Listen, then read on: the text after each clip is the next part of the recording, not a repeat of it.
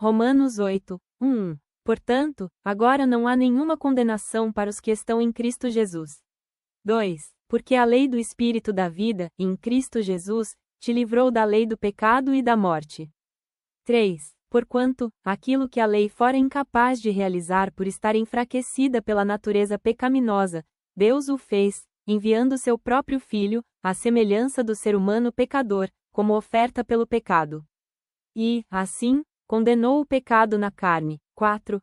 Para que a justa exigência da lei se cumprisse em nós, que não andamos segundo a natureza carnal, mas segundo o Espírito. 5. Os que vivem segundo a carne têm a mente voltada para as vontades da natureza carnal, entretanto, os que vivem de acordo com o Espírito, têm a mente orientada para satisfazer o que o Espírito deseja.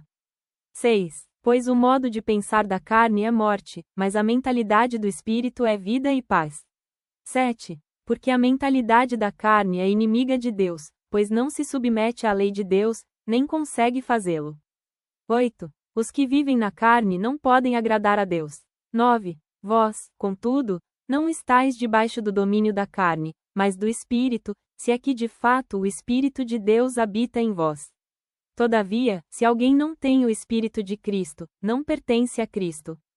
10. Porém, se Cristo está em vós, o corpo está morto por causa do pecado, mas o Espírito vive por causa da justiça.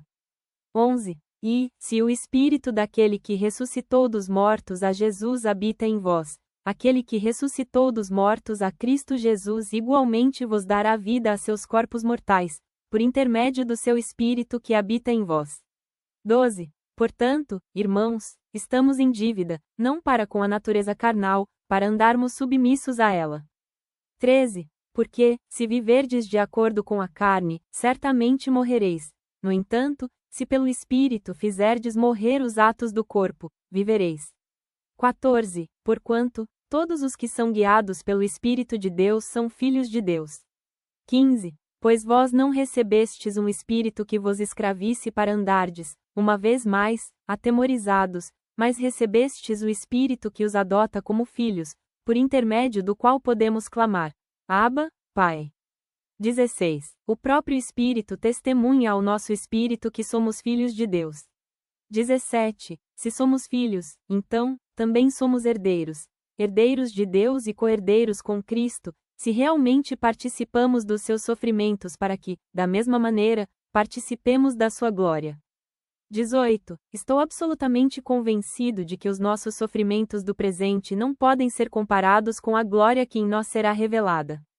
19. A própria natureza criada aguarda, com vivido anseio, que os filhos de Deus sejam revelados. 20. Porquanto a criação foi submetida à inutilidade, não por sua livre escolha, mas por causa da vontade daquele que a sujeitou. 21.